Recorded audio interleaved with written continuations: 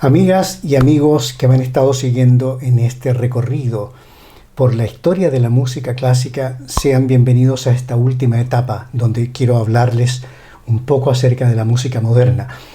Con esto concluye esta serie de capítulos, pero antes de comenzar con ello quiero darles las gracias a todos aquellos y aquellas que se han abonado a mi canal, que me están poniendo comentarios tan agradecidos de mi parte, elogiosos.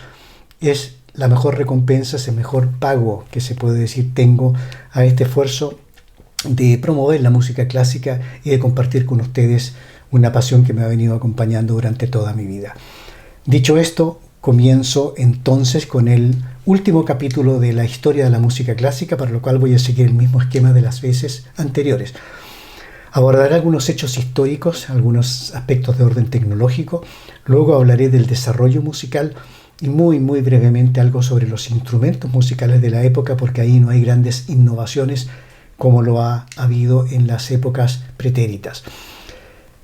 Quiero hablar de los hechos históricos y tecnológicos porque son dos temas cruciales. Desde el punto de vista histórico me voy a concentrar solamente en dos hechos cruciales pero dramáticos, que son las dos guerras mundiales. Si se fijan, la época moderna está situada, según los expertos, a partir del año 1914. Es el comienzo de la Primera Guerra Mundial, pero continúa hasta el día de hoy, y vamos a ver que la palabra moderna en realidad es un poco arbitraria porque es mucho más que eso. Pero lo importante es, en este periodo, desde el año 1914 hasta hoy, tal vez los hechos más relevantes han sido estas dos guerras, que como tal marcan por su tragedia, por su horror, naturalmente al espíritu humano. Son eventos que dejan huellas muy indelebles, son eventos que marcan, que de alguna forma influyen en el espíritu de los tiempos y naturalmente generan cosas en el ser humano. Deseos de crear, deseos tal vez de romper con un pasado, y eso estimula, quién sabe si la creatividad, y no solamente en el ámbito de la música, literatura, pintura, etc. Estas dos guerras entonces constituyen tal vez los dos hechos más importantes que ocurrieron en esta época. Y a este respecto quisiera recordarles que al comienzo de esta serie llamada La historia de la música clásica, dije que iba a hablar de la historia de la música clásica, pero también de la historia en la música clásica. Y a esto justamente es lo que me refiero, porque las guerras marcan, y tal como lo digo en esa frase, es interesante saber cómo se ha desarrollado la música clásica hasta el día de hoy, cómo llega a ser lo que es y cómo algunos hechos históricos, en particular estas guerras, pueden haber contribuido en forma tan determinante a lo que hoy conocemos como esta música moderna. Pero también esta época, desde 1914 hasta la fecha, está marcada por un avance extraordinario en el ámbito tecnológico del área del sonido, en términos de grabación y de difusión de la música. Y con ello me estoy refiriendo no solamente a la música clásica, estoy refiriendo a toda la música en general, desde la música de películas, de films, pasando por todo el ámbito de la música popular, que es un capítulo gigantesco, imposible de analizar siquiera en un programa de 1 hora o 2 o más. Todos estos medios de difusión han ido contribuyendo enormemente y son hallazgos del prácticamente siglo XX. Discos de vinilo, la aparición de la radio, y todos esos medios que ustedes conocen que están puestos aquí en esta pantalla. MP3, discos compactos, etcétera, etcétera. Pero también esto va acompañado y ayuda, ¿no es cierto? Todos estos medios ayudan a la creación de espectáculos masivos y globales. Y esto también determina que la música esté omnipresente, que esté en todas partes, que esté presente en forma permanente, con una calidad extraordinaria y a un costo que es muchas veces muy bajo, por no decir sin costo.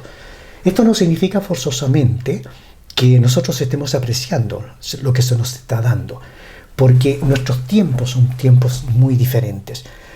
Den un salto atávico, váyanse unos cuantos años atrás y se darán cuenta que hace pocas décadas la única forma, antes por ejemplo de la aparición de estos medios masivos de comunicación, la única forma que tenía la gente de poder disfrutar de buena música en estupenda calidad, no como a los inicios con los discos de vinilo que no eran de la mejor calidad, era el espectáculo público, el concierto, la sala de ópera, una iglesia, o hacer música en la casa, costumbre que se ha ido perdiendo con los años y que tiene el componente importante de que cuando uno toca un instrumento puede apreciar mejor el grado de calidad, de destreza que puede tener un músico profesional.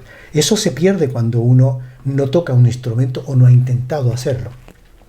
Y eso de tocar música en casa, de hacer música con cualquier instrumento que este sea, en grupo o solo, se ha ido perdiendo lamentablemente y es tal vez uno de los grandes problemas de nuestros tiempos.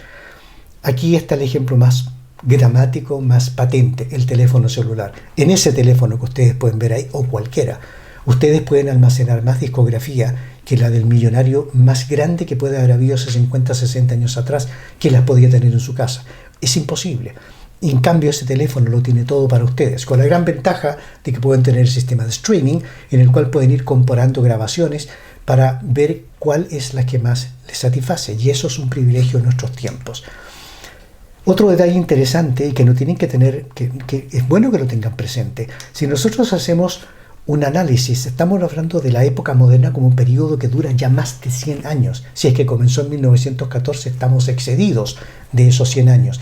El periodo del clasicismo musical arranca, según los expertos, en 1750 con la muerte de Juan Sebastián Bach y concluye en 1830, donde comienza el periodo del clasicismo y que dura hasta el año 1914, de donde comienza el periodo de la música moderna. Es decir, ambos periodos duran menos de 100 años, pero este periodo nuestro dura mucho más. Y eso es interesante porque en este lapso de tiempo se han producido tantos cambios enormes, más contundentes, más diversos que aquellos que se han producido en los periodos anteriores. Vamos a ir hablando un poco de eso. Pero aquí es interesante que tengan presente esto. Un gran evento o dos grandes eventos emocionales que nos afectan a todos fueron la Primera y Segunda Guerra Mundial. El resto es tecnología. Es tecnología que ha estado al servicio de nosotros y de la cual tal vez deberíamos hacer mejor utilización. Y con respecto a la radio, quiero hacer un comentario casi se podría decir anecdótico, del cual me enteré hace relativamente poco tiempo. La radio que nosotros damos por sentado que ha estado mucho tiempo presente, sí, lo ha estado desde el año 1920. Pero lo que yo no sabía, y no sé si alguno de ustedes lo tienen presente, es que la radio, tal como la conocemos hoy, tuvo su origen en el año 1920, en una fecha específicamente el 27 de agosto, no la radio en sí, sino que es el primer momento en que se hace una transmisión radial como entretenimiento regular a nivel mundial. Es decir, vamos a ofrecer música en forma regular a un público oyente. Y eso tuvo lugar, y lo comento porque este programa que hago es para un público hispanoparlante, y fue en la República Argentina, en Buenos Aires, donde en la azotea de un teatro llamado el Teatro del Coliseo de la Sociedad Radio Argentina, un médico, el doctor Enrique Telemaco Susini, era un otorrinolaringólogo con estudios en Europa, específicamente en Austria, pero que dentro de esa cosa multifacética que él tenía un gran entusiasmo por todas las cosas culturales, la música en particular y esta tecnología. Y en la azotea de este teatro, junto con algunos amigos que los llamaban los locos de la azotea, hicieron la primera emisión de música para el deleite de aquellos que tenían un radio para recibir esta música. No eran más de 20 o 25 equipos en todo Buenos Aires en ese año, no más de eso. Y la primera obra que se transmitió fue obra de música clásica, de Richard Wagner, la ópera Parsifal. Interesante detalle del cual tal vez deberíamos enorgullecernos en América Latina. Ahora, con respecto al desarrollo musical, la cosa es bastante más intensa y muy difícil de abordar en forma sucinta. Haré lo mejor y espero que de alguna manera sirva para dar una idea más o menos aproximada de qué estamos hablando. El periodo de la música moderna se caracteriza en lo esencial por haber un abandono de los métodos armónicos usados en los últimos 300 años de esta llamada música clásica. Es una ruptura. Hay un alejamiento de lo que llamamos la tonalidad mayor y menor en términos de modo, tono, modalidad mayor o menor, en algunos movimientos o estilos musicales. Eso rompe con un esquema que se ha venido utilizando, como lo decimos, hacía mucho tiempo, introduciéndose algunas técnicas de Asia del Este, de Rusia, pero incluye, no siempre, pero frecuentemente, el uso de disonancias, de contrastes duros, como lo digo ahí, sonidos estridantes y fuera de tono. Es lo que suena a nosotros un poco extraño al oído cuando no estamos acostumbrados a esa música. Es una época de experimentación, de hacer cosas nuevas. Tal vez el ser humano después de estas guerras quiso romper con un pasado y hacer cosas diferentes. Y se empieza a experimentar con diversos tipos de instrumentos, ¿ya? Específicamente en el área tecnológica digital, y no tan digital como son sintetizadores y computadores, conceptos de sonido distintos, rítmicos, color musical, etc. Y esto marca una pauta muy importante.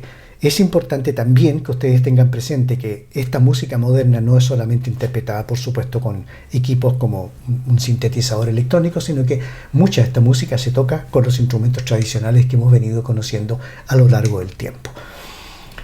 En lo esencial, el periodo de la música moderna tiene un principio que es la ruptura con la tradición y el impulso hacia la permanente innovación. Explorar. La mente humana, siempre curiosa, siempre interesada en buscar cosas nuevas, encuentra un terreno muy fértil en este movimiento. Interesante es que ahora veamos un poco cómo se desarrolla esto en la escala del tiempo. Por ello he puesto esta flecha acá, indicándoles lo siguiente, que a partir de 1914 tenemos el comienzo de esta música moderna, y que continúa a partir del año 1975 con la música contemporánea. Contemporánea indica que es de nuestro tiempo, contemporánea, ¿ya? Pero arranca en 1975 y sigue siendo hasta hoy contemporánea según lo que nosotros estemos escuchando de música creada en nuestros tiempos. Pero hay que ser cauto con esto de las fechas porque no todo es tan estricto como pareciera serlo, y eso es lo que hace abordar este tema bastante complejo, porque preparar estas transparencias que les estoy mostrando ha sido trabajo arduo, porque la mezcla, los límites son muy difusos entre cuando empieza una época, cuando termina, y por eso he preferido poner 2 o 3 periodos para ilustrar un poco el grado de complejidad que abordar este tema tiene. En principio, se habla del modernismo también. El modernismo no empieza en esta época moderna de 1914, comienza bastante antes, comienza específicamente en 1890 con un compositor alemán llamado Richard Strauss, que hizo innovaciones en sus composiciones y que se le denominó modernismo porque creó todo un impulso. Pero ese modernismo iba acompañado de otras cosas. Hubo una escuela de composición llamada impresionismo. El mejor representante es Claude Debussy, en Francia, que estaba profundamente disgustado en contra de la expresión impresionismo. No le gustaba. Pero también había un expresionismo que se manifiesta desde 1900 hasta 1950. Es decir, tenemos ya varios movimientos que van corriendo en forma paralela y que pueden ser muy distintos el uno del otro. Pero también tenemos uno al cual le vamos a dedicar un poco de tiempo, que es el periodo del neoclasicismo, o la escuela del neoclasicismo, que está situada más o menos en 20 años, entre 1920 y 1940. Pero como suele suceder en la vida, muchas veces algunos grandes cambios se generan en cosas relativamente pequeñas. Y una de estas, no tan pequeña, es la aparición en el año 1865 de una obra de un compositor alemán, Richard Wagner. Ricardo Wagner también es el nombre que se le da. Y es cuando este señor publica una ópera, un drama llamado Tristán e Isolda. Wagner compone esta obra en 1865 basado en una historia a la cual él escribe el libreto y le pone la música. Wagner tenía la característica de escribir todos los libretos de sus 13 óperas, de las cuales son 10 las más representadas en el mundo, pero él escribía sus libretos y su propia música. Y esta obra, Tristán e Isolda, marca una revolución. Y la revolución, como muchas veces también sucede, arranca de algo bastante sencillo. Y es el comienzo de esta obra, inocente como lo pueden ver cuando consideran que Richard Wagner era proclive y de hecho aumentó la orquesta a dimensiones impresionantes. Esta obra comienza de una forma muy humilde. Yo no sé si él lo tenía en su mente, pero es como: les voy a dejar este encarguito y fíjense lo que voy a hacer, porque cambió la música del siglo, no solo XIX, sino que del siglo XX hasta el día de hoy. Esta obra comienza con muy pocos instrumentos. Específicamente lo pueden ver ahí. Hay un oboe, no son dos, un oboe el que toca, 2 clarinetes, un corno inglés, 2 fagotes y violonchelos. Pero aquí sucede algo interesante.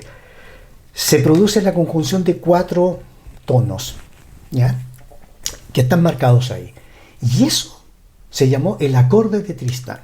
Este acorde de Tristán está constituido por 4 notas, y estas 4 notas son las que ustedes están viendo ahí. Aquí están tocadas por distintos instrumentos, pero esto es una cosa armónica, no es una melodía que evoluciona en forma horizontal, esto es vertical, una cruz, vertical, armonía.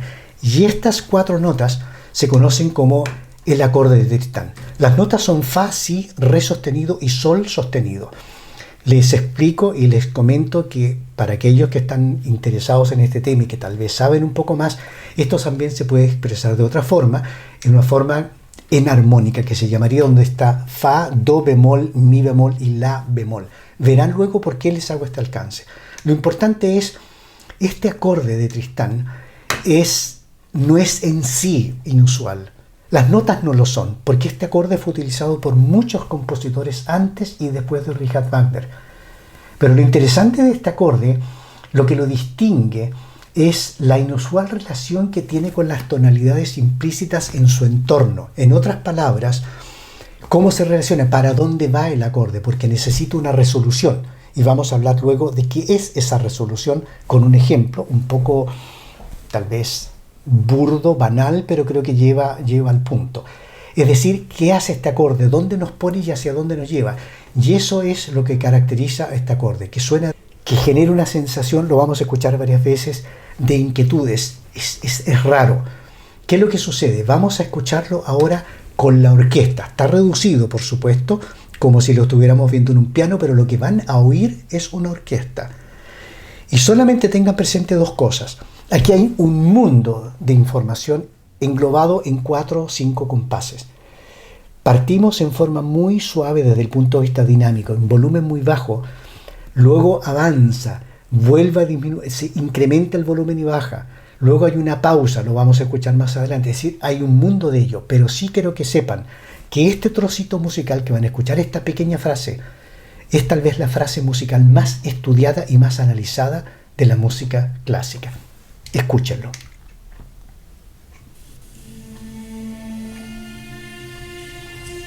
Aumenta el volumen. Aquí ven el acorde.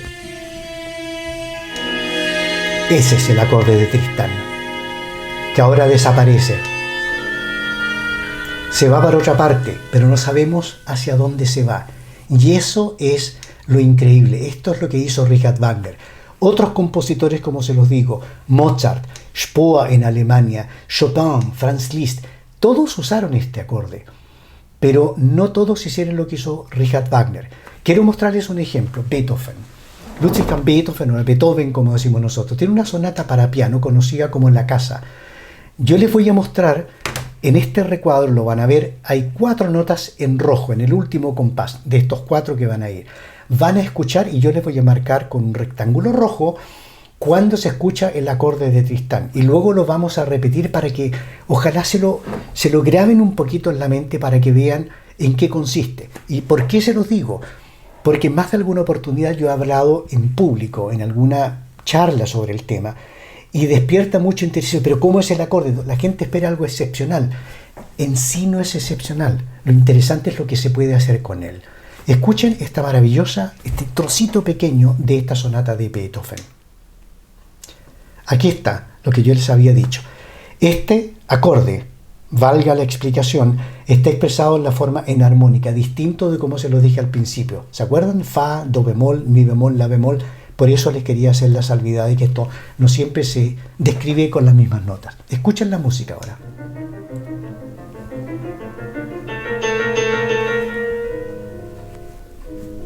Aquí viene. Otra vez. Otra vez. ¿Ok? ¿Lo escucharon? Lo voy a repetir. Ahí lo tiene. Tan, tan, tan. Y ahora es el mismo acorde que escuchamos antes de la obra original de Richard Wagner. Son exactamente las mismas notas. Esa. Hay una tensión especial en él. ¿Qué hizo Richard Wagner?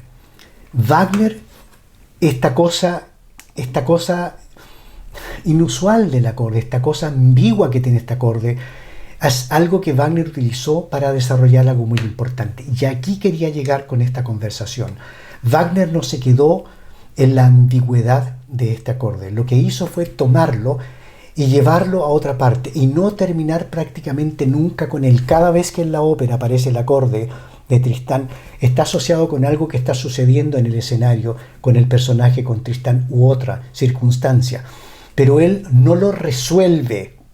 No lo resuelve. Ya hemos hablado de esto en alguna oportunidad. Y aquí quiero que si hay algún musicólogo que esté viendo esto, o alguien que entienda de esto, me perdone y no se le pongan los pelos de punta cuando haga esta comparación, pero es una forma, creo, algo más práctica para decidir o para definir o explicar qué es lo que es esta resolución de un acorde. Todos conocemos la melodía del cumpleaños feliz. Bueno, ustedes van a escuchar, interpretado con instrumentos de una orquesta de música clásica y dirigidos nada menos que por Sir Simon Rattle, le tocan el cumpleaños feliz a un gran pianista polaco, Christian Zimmermann. Y ustedes van a ver que cuando el cumpleaños feliz, melodía que todos tenemos en la mente, eso constituye una resolución. Es cuando nosotros volvemos a este hogar, a esta tonalidad de donde comenzó la música. Estamos en una posición de reposo. Escúchalo.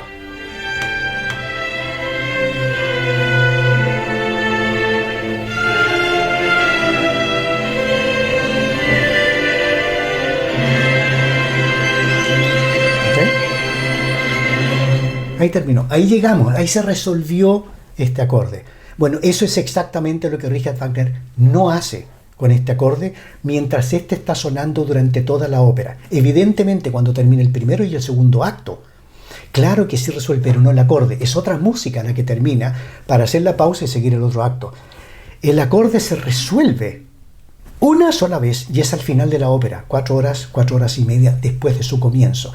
Es decir, Wagner nos lleva de paseo con este acorde increíble y nos traslada a un mundo especial, un mundo donde la tonalidad de alguna forma no existe. Y ese es el punto. Porque si ustedes recordarán, habíamos dicho que dentro del desarrollo musical hay un alejamiento de la tonalidad. Ya no estamos en la jerarquía modo mayor, modo menor. Wagner no nos entrega eso, nos tiene en el aire. Y por ello, este acorde fue tan importante. 1865. Esta ópera es para muchos, para los expertos, el comienzo del fin.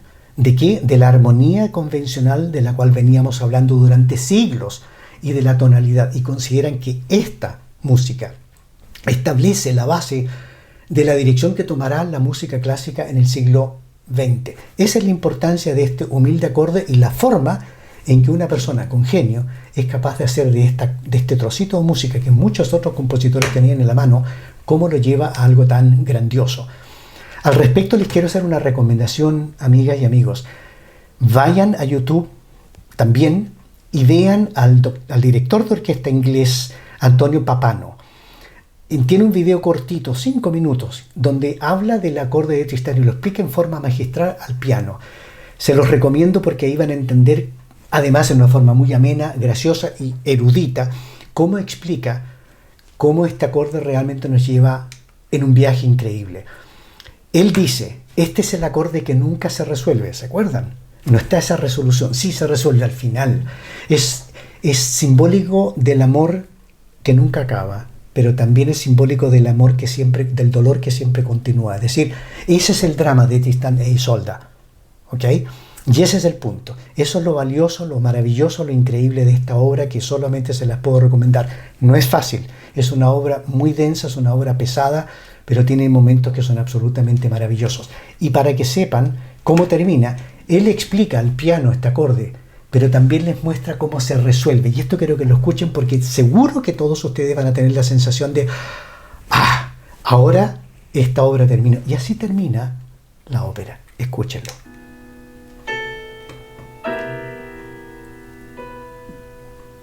And listen.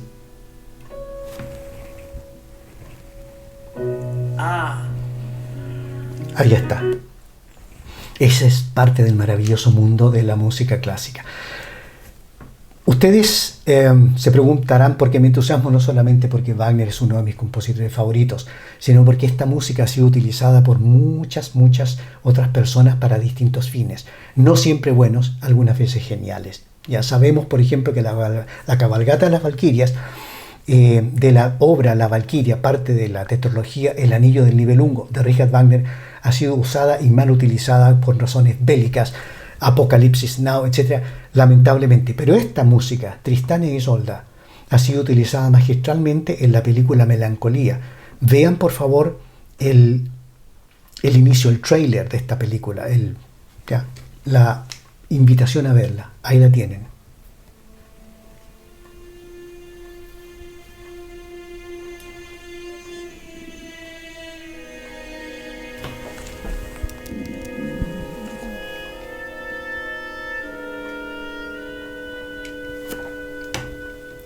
Pausa, silencio, no pasa nada, creando tensión.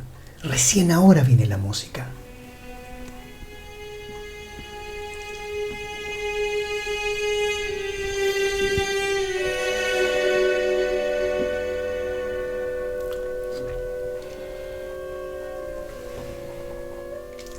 Se dan cuenta, no termina nunca, nos sigue llevando a otra parte, no sabemos para dónde vamos, como suele suceder a veces en la vida, también con el amor y con el dolor.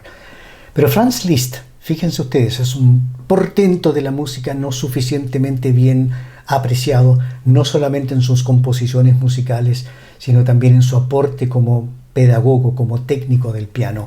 Él compuso obras donde incluyó el acorde de Tristán, pero él hizo algo 20 años después de que Richard Wagner publicara o mostrara al mundo su Tristán e Isolda, y en el año 1885 compone un trozo musical llamado Bagatela sin tonalidad. Fíjense, sin tonalidad. Sabía él, barruntaba él, que en algún minuto la historia de la música se iría por ese camino y dejaría la tonalidad de lado. Así suena.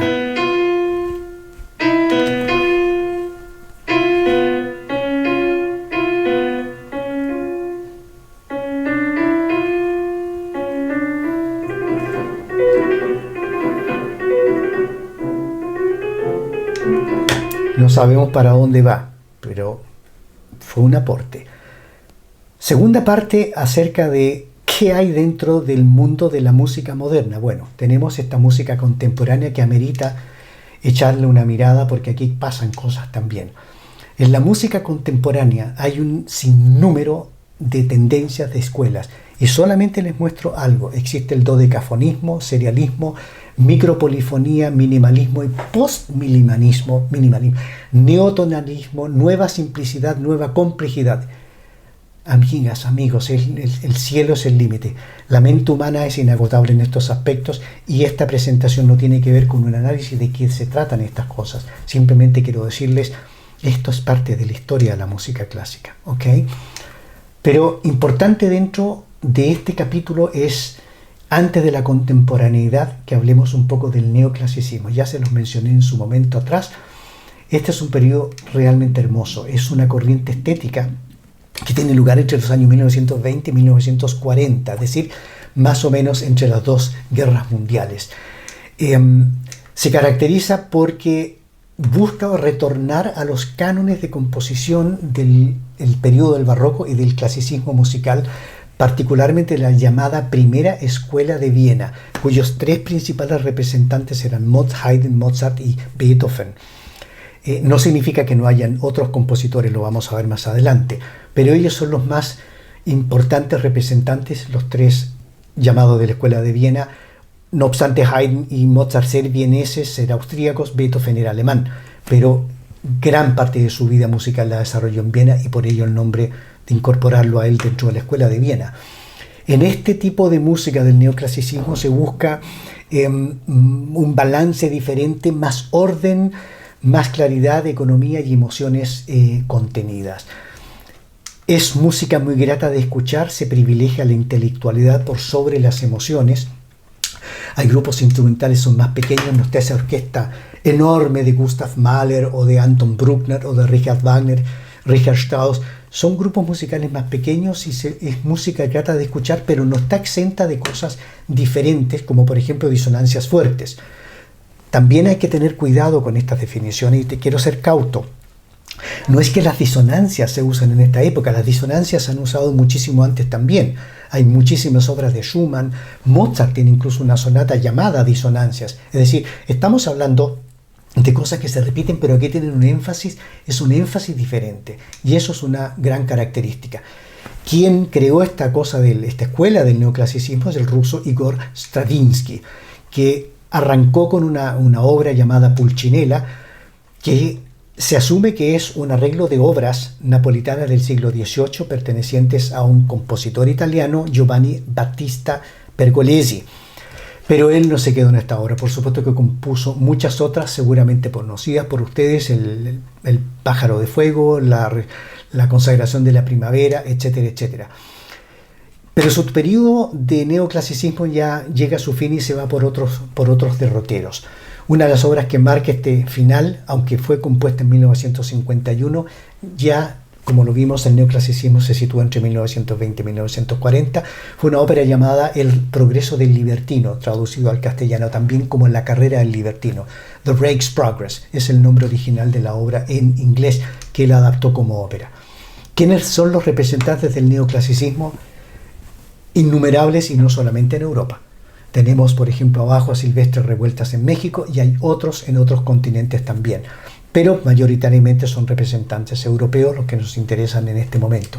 ¿Qué música componían? Música muy linda, muy atractiva al oído, muy melódica, con algunas oportunidades en que se salen de esta cosa melódica, pero por ejemplo, todos van a reconocer con certeza de Prokofiev esta sinfonía clásica, nada más que un trozo.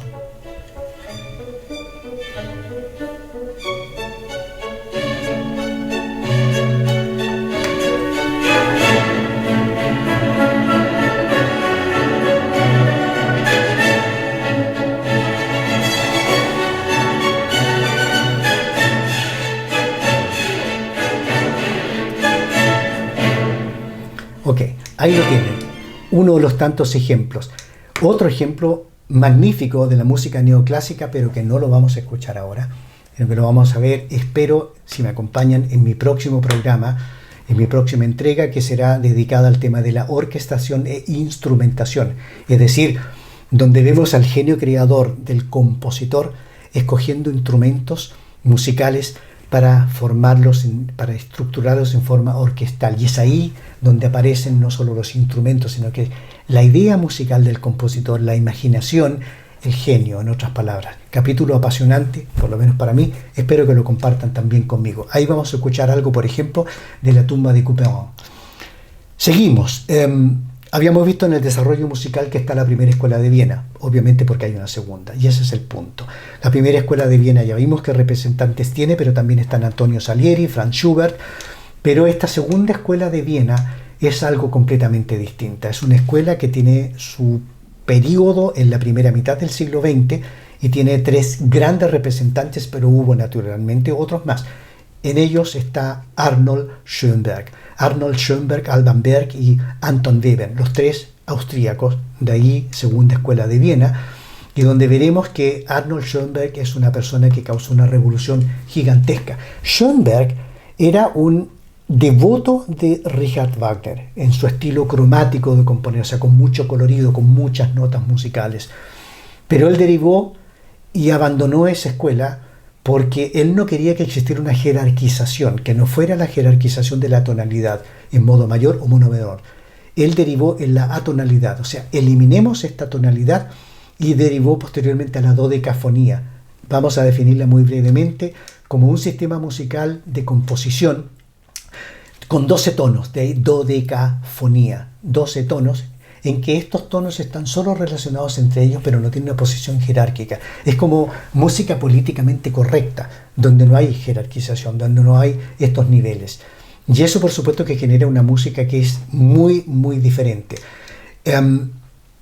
Para que se formen una idea, con dos ejemplos de algo que no es tanta ruptura con lo que nosotros estamos acostumbrados a escuchar, pero sí una segunda pieza que les va a mostrar algo completamente distinto. Veamos nada más con ejemplo con este cuarteto para cuerdas.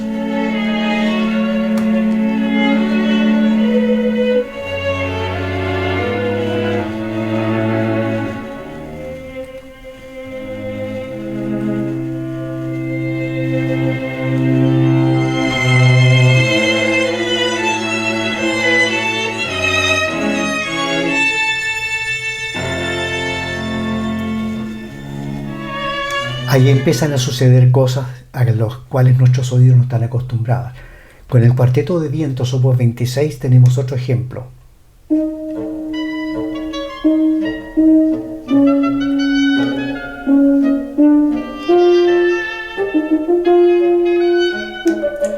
Es música que apela mucho al intelecto, pero no por ello menos música.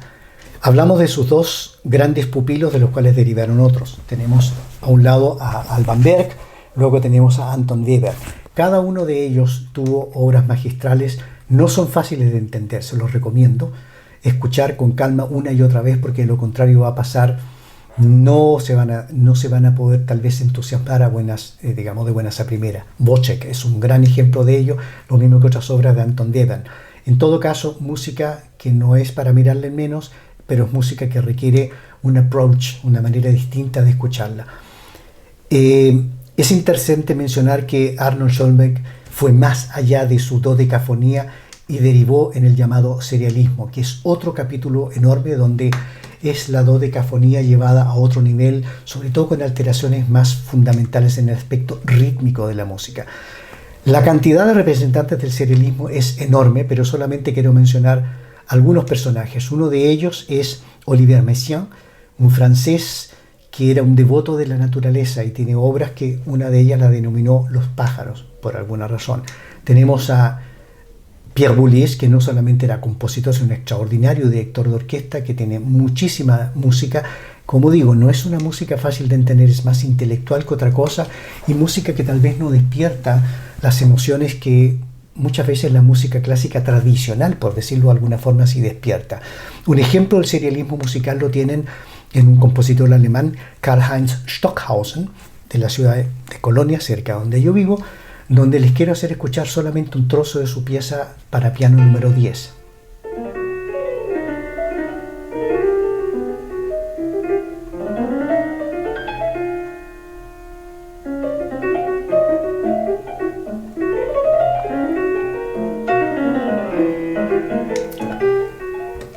Es música que normalmente genera una reacción, no digo de rechazo, pero a veces de desconcierto, porque no tiene la estructura habitual a la que nuestros oídos están acostumbrados.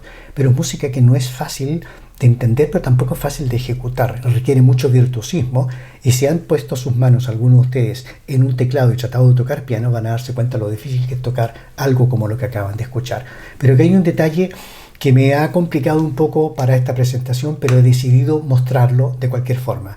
Y es porque tenemos una persona en Estados Unidos, George Rochberg, lamentablemente falleció en 2005, que compuso mucha música serial. Tuvo mucha música interesante, alguna de ellas no tan serial, pero él rompió con el sistema del serialismo y aquí hizo un comentario que para mí es interesante para tenerlo presente. No es un rechazo, por favor, a la música, simplemente es un aporte para que nosotros pensemos. Tuvo la tragedia de perder a un hijo.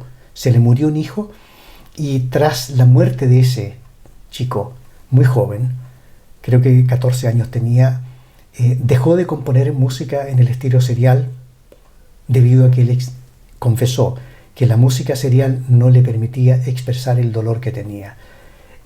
Es un comentario macizo, es un comentario fuerte, pero que de alguna manera creo que aporta algo para entender el tema de la sentimentalidad o de las emociones asociadas con la música moderna.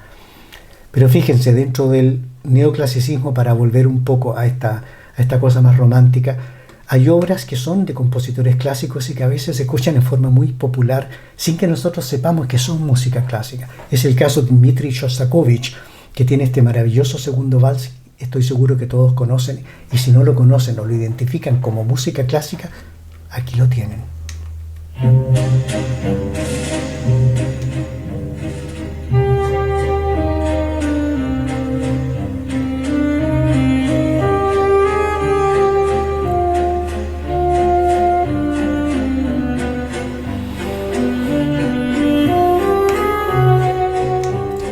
Eso es música neoclásica. Para ir cerrando esto, dos consideraciones de mi parte acerca de esta música moderna que, como espero a estos momentos ya sepan que no solamente moderna, sino que es contemporánea y que tiene muchos otros componentes, escuelas, tendencias. Aún se la considera y llama moderna a pesar de que fue compuesta hace más de 100 años. Lo acabamos de ver. Pero algo más interesante aún es considerar que las obras del periodo tardío de Beethoven fueron muy difíciles de entender para la gente de su época. Causaron desconcierto, un desconcierto casi tan grande como el que causó Richard Wagner cuando estrenó su Tristán y Isolde, porque la gente quedó francamente desconcertada. En el caso de Beethoven, porque comenzaba muchas de sus óperas de sus sinfonías de una forma muy distinta, o sus cuartetos de piano, es decir, o sus sonatas, perdón, son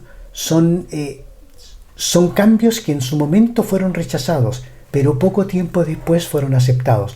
Esa aceptación, que ocurrió muy poco después, no ha sido lo mismo en el mundo actual de la música moderna. Y aún para algunas personas sigue siendo difícil poder entender esta música moderna de compositores como los que acabamos de mencionar. Lo propio sucedió en la época de Richard Wagner, cuando él empezó con el preludio de Tristán e Isolda. Nadie sabía qué pensar, pero ¿para dónde va este señor? No me está resolviendo este acorde, ¿para dónde me lleva? Pero posteriormente se hizo mundialmente famoso y llegó a ser la obra fundamental, como digo, que cambió, según opinión de expertos, todo el camino futuro que seguiría la música. Y solamente como reflexión, amigos, nunca hemos tenido tanta oportunidad, tantas opciones de escuchar tanta música clásica como en la actualidad, y que poco la aprovechamos.